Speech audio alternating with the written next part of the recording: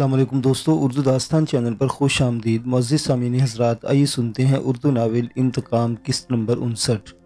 मुअज़्ज़िज़ सामीन, आपसे उम्मीद की जाती है कि वीडियो को लाइक करें और चैनल को भी सब्सक्राइब कर दें। शुक्रिया। क्या पढ़ लगा रखी है तुम लोगों ने? चुप से नहीं बैठ जाता? यहाँ क्या अपने मामे के पुत्र के ब्याह में आए हो जो सारा टाइम मज़े से बैठे गप्पे हाँकते रहते हो? तहखाने के हबसज़दा कैद में वक्त गुजारना आसान काम नहीं था। अंदेशों और वसवसों में डूबे कैदी इस मुश्किल को आसान करने के लिए एक दूसरे से गुफ्तगू शिनीद करके वक्त गुजारने की कोशिश करते थे। पिछले 2 दिन में इनके इस अमल पर कोई तारुज़ नहीं किया गया था, लेकिन इस वक्त बालों से फारिग चमकती चुंदिया वाला, जिसे वो लोग अब उम्मीद के नाम से जानने लगे थे, यकदम ही चीख पड़ा। इसके यूँ चिल्लाने पर तमाम यरगमाली खामोश होकर इसका मुँह तकने लगे। कैदखाने में मुजीद उम्मीद का साथी शुत्रु भी यरगमालियों को सख्त नज़रों से घूरने लगा। फिर उम्मीद की तरफ मुड़कर इसने तामुल ज़ुबान में कोई बात की। इसके बाद सुनकर उम्मीद ने शानों को झटका दिया और मुंह में कुछ बड़बड़ाता हुआ एक तरफ जा खड़ा हुआ। ये लोग आसाबज़दा नजर आते हैं। मुसल्लह अफराद के सोते हुए चेहरों को देखकर माज ने साथ बैठी सोने से सरगोशी में तबसरा किया। सोने महज तायदी हुंकारा भरकर रह गई। जो माज ने महसूस किया था इसे वो भी महसूस कर चुकी थी। शुरू में लोगों का रवैया अच्छा था, वो इन्हें कड़ी निगरानी में रख रहे थे, लेकिन रवैया ठीक था। खाना पीना भी वक्त पर मिल रहा था और पिछले हिस्से में मौजूद बैतुल खुला को इस्तेमाल करने की भी आज़ादी थी।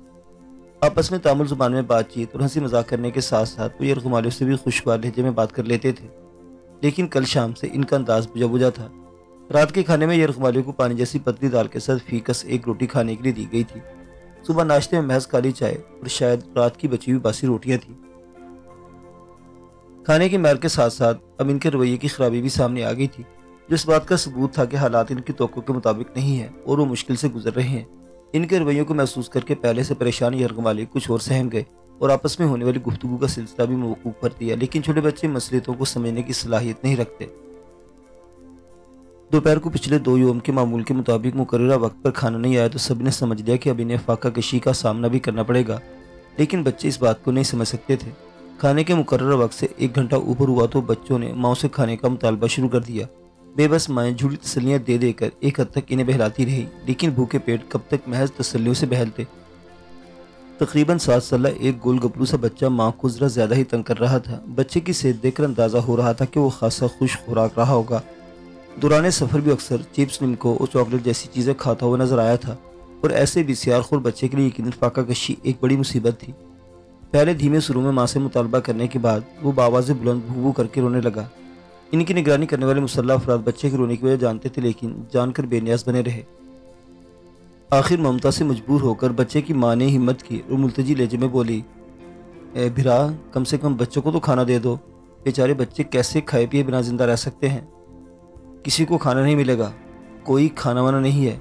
औरत की दरख्वास्त सुनकर उम्मीद ने जोर से धाड़ कर जवाब दिया। इसका जवाब सुनकर औरत की मजीद बात करने की हिम्मत नहीं हुई, लेकिन भूखा सताया बच्चा चुप नहीं रह सका। वो था भी वालिदैन का इकलौता बच्चा और जरा ज्यादा ही लाड प्यार में पला हुआ महसूस होता था, इसलिए कदरे बदतमीजी से ऊंची आवाज में बोला, अगर तुम्हारे पास खाना नहीं तो हमें यहाँ क्यों रखा हुआ है? हमें जाने दो, हम अपने घर जाकर खुद ही खाना खा लेंगे। बहुत भूख लगी है साले तुझे, ले खा ले खाना, हमारे पास तो खिलाने के लिए बस ये गोलियां ही हैं। शदीद गैस में बिफरा हुआ उम्मीद बच्चे पर झपटा और अपनी गन की नाल बच्चे के मुंह में घुसेड़ दी। इसकी इस हरकत पर बच्चे की मां समेत कई औरतों की चीखें निकल गई। मर्द भी मुस्लिम से होकर अपनी जगह से खड़े हुए, लेकिन शुतरू की एक धारणे ने कोई हरकत करने से रोक दिया। वो अपना खतरनाक मशीन पिस्तौल लहराता हुआ कह रहा था, खबरदार अपनी जगह से हिलना नहीं, अगर किसी ने हरकत की तो इसका जिस्म छलनी करके रख दूंगा। इनका तीसरा साथी अजय सारी सिचुएशन बिल्कुल खामोश था, लेकिन इसने भी अपने कंधे से लटकी राइफल उतार कर यरगमालियों की तरफ तान ली थी। बच्चे की वजह से अपनी जगह उठ खड़े होने वाले मर्दों में मास भी शामिल था, लेकिन एक तरफ मुसल्लह अफराद के त्योरों में दूसरी तरफ अपने हाथ पर सोने के हाथ के दबाव ने इसे किसी हरकत से बाज रखा और इसने बस जरा नजरें मोड़कर सोने की तरफ देखा। इसने इसे आंखों से इशारा किया कि सुकून से रहे। मास को न चाहते हुए भी इसका ये मशवरा मानना पड़ा। मौजूदा सूरत हाल में जरा सी बेहतियाती बच्चे समेत कई लोगों की जान ले सकती थी। बच्चा तो बहुत ही हाई रिस्क था। उम्मीद की गन की नाल इसके मुंह में रखी हुई थी और रोना भूलकर बिल्कुल साकित हो गया था। जाहिर है वो जदीद दौर का 7 साल बच्चा ये बात तो समझता था कि गन एक खतरनाक शय है। इस खौफनाक शय की दहशत से बच्चे की आंखें हल्कों से बाहर निकल आई थी और चेहरा बिल्कुल जर्द पड़ गया था। गुरु का वास्ता, भगवान का वास्ता, जिसको भी मानते उसका वास्ता, प्लीज मेरे बच्चे को छोड़ दो इस मासूम को। अब ये कुछ नहीं बोलेगा, कुछ बोले तो तुम पहले मुझे गोली मार देना। بچے کی ماں جو چند لمحوں کے لیے خود بھی خوف سے منجمد ہو گئی تھی، سکتے سے نکل کر دعائیں دیتی آگے بڑھی اور گھٹنوں کے بل زمین پر گر کر امید کے دونوں پیر پکڑ لیے۔ اس کا بلک بلک کر رونا وہاں موجود تقریباً ہر شخص کی آنکھوں پر نم کر گیا، لیکن امید سرخ نگاہوں سے بچوں کو گھورتا اپنی جگہ پر ایسے کھڑا رہا جیسے انسان نہیں پتھر ہو۔ اسی وقت سینوں کی طرف سے کسی کے بلند لہجے میں بولنے کی آواز آئی اور پھر وہی شکل و لہجے سے متین اور برباد دکھائی دینے والا شخص تیزی سے سینے اتر کر نیچے آیا۔ آج وہ بھی پہلے کی نسبت خاص رف حلیے میں تھا اور لباس میں پہلے سے نفاست دکھائی نہیں دے رہی تھی۔ سر کے بال بھی قدرے میلے اور بے ترتیب تر چشمے کے پیچھے سے جھانکتی ذہین آنکھوں میں سرخ ڈورے تیرتے دکھائی دے رہے تھے۔ ایسا لگتا تھا کہ یا تو مسلسل جاگتا رہا ہے یا پھر ضبط گریہ نے اس کی آنکھوں کا یہ حال کیا ہے۔ اس نے اوپر سینوں پر سے امید سے کہا تھا۔ وہ تو تامل زبان کے استعمال کی وجہ سے کسی کی سمجھ میں، لیکن امید کے رد عمل نے کافی حد تک مفہوم واضح کر دیا۔ وہ بچے کے منہ سے گر نکال کر اس سے کچھ دور ہٹ گیا اور اب قدرے ناراض لہجے میں کچھ بول رہا تھا۔ اس شخص نے تحمل سے امید کی بات سنی، پھر جواب میں خود کچھ بولا تو ایسا لگا کہ وہ امید کو ڈانٹ رہا ہے۔ اس کی ڈانٹ سننے کے بعد وہ بھی زبان سے کچھ نہیں بولا اور مزید 2 قدم پیچھے ہٹ کر کھڑا ہو گیا۔ اس کے انداز میں مجبوری سے زیادہ احترام کا اظہار تھا۔ امید سے نمٹنے کے بعد اس نے یرغمالی کی طرف رخ کیا۔ امید کو غصے کا نشانہ بننے والی بچے کی ماں نے بچے کو اپنی باہوں کے حلقے میں لیا ہوا تھا اور ابھی تک سسک رہی تھی۔ اس نے ایک تعصب بھری نظر ماں اور بچے پر ڈالی اور ذرا سا کھنگار کر ان لوگوں سے یوں مخاطب ہوا۔ جو کچھ ہوا اس پر مجھے افسوس ہے۔ ہم میں سے کوئی بھی آپ لوگوں کے ساتھ برا برتاؤ نہیں کرنا چاہتا، لیکن اس سمے میرے لوگ بہت دکھی اور ٹینس میں ہیں۔ حالات بگڑ گئے ہیں۔ سرکار آپ لوگوں کی خاطر ہماری ڈیمانڈ ماننے کے بجائے ہمیں گھیرنے کے چکر میں پڑ گئی ہے۔ ہمارے خاص آدمی جو ہمیں یہاں خوراک وغیرہ پہنچانے کا سورس تھا، سرکاری نظر میں آنے کے کارن کل اریسٹ ہو گیا تھا۔ ہمارے کاز کو بچانے کے لیے اس نے قربانی دی اور اریسٹ ہوتے ہی آتم ہتیا کر لی۔ اپنے ساتھی کی موت نے میرے لوگوں کی ذہنی حالت بہت خراب کر دی ہے۔ انہیں ٹینشن بھی ہے اور شدید دکھ بھی اور غصہ بھی۔ اس نے بولتے بولتے یکدم سر جھکا یوں لگا کہ وہ اپنے جذبات پر قابو پانے کی کوشش کر رہا ہو۔ چند ثانیے کے وقفے کے بعد اس نے دوبارہ سر اٹھایا اور بولنا شروع کیا۔ ہم آپ لوگوں کو کشٹ نہیں دینا چاہتے، لیکن ہمارے پرابلم بڑھتے ہیں تو آپ کو بھی کشٹ اٹھانا پڑے گا۔ ہمارے پاس یہاں خوراک کے نام پر صرف خشک راشن اور دودھ کے چند ٹیٹرا پیک ہیں اور کچھ طے نہیں کہ ہمیں کتنے سمے تک یہاں رکنا پڑے گا۔ اپنے ایک ساتھی کی موت کے بعد ہم کسی اور سے کانٹیکٹ کرنے اور اس سے تازہ سبزی یا دودھ منگوانے کا رسک نہیں لے سکتے، اسی لیے ہم نے اپنے پاس موجود راشن کو سنبھال کر برتنے کا فیصلہ کیا ہے۔ دودھ صرف چھوٹے بچوں کے لیے ہے، اس لیے ہمیں اور آپ کو کالی چائے کے ساتھ روکھی سوکھی کھا کر گزارا کرنا پڑے گا۔ آئی ہوپ کہ آپ ہمارے ساتھ کوآپریٹ کریں گے۔ اس سے اپنی بات کے اختتام پر ان سب کے سہمے ہوئے اور پریشان چہروں پر ایک نظر ڈالی، پھر پلٹ کر شکستہ انداز میں چلتا ہوا سینے چڑھنے لگا۔ وہ انہیں اس مصیبت میں ڈالنے والوں کا سرغنہ تھا، لیکن اس کے انداز و طوار کی شائستگی کسی کو بھی اس سے پوری طرح متنفر نہیں ہونے دیتی تھی۔ اب اس سب خاموشی سے یوں سر جھکا کر اپنی جگہ بیٹھ کے جیسے انہوں نے اسے اپنے تعاون کا خاموش عہد دے دیا ہو۔ آسیہ کو لینے بندہ آ گیا سائیں، اور اب میں اس کے پیچھے جانے لگا ہوں۔ رات کے کھانے کا وقت ہو چکا تھا، لیکن عالم شاہ نے کھانا نہیں کھایا تھا اور چائے کے ساتھ 1-2 سنیکس منگوا کر انہی سے گزارا کر لیا تھا۔ وہ کسی بھی لمحے باہر نکلنے کے بالکل تیار سرمد کی کال کے انتظار میں تھا اور اب اس کی کال آ گئی تھی۔ ٹھیک ہے، احتیاط سے پیچھا کرو اور مجھے اپنی لوکیشن سے آگاہ کرتے رہو، میں تمہارے پیچھے رہوں گا۔ تمہیں کوئی رسک نہیں لینا اور صرف ان کا ٹھکانہ دیکھنا ہے۔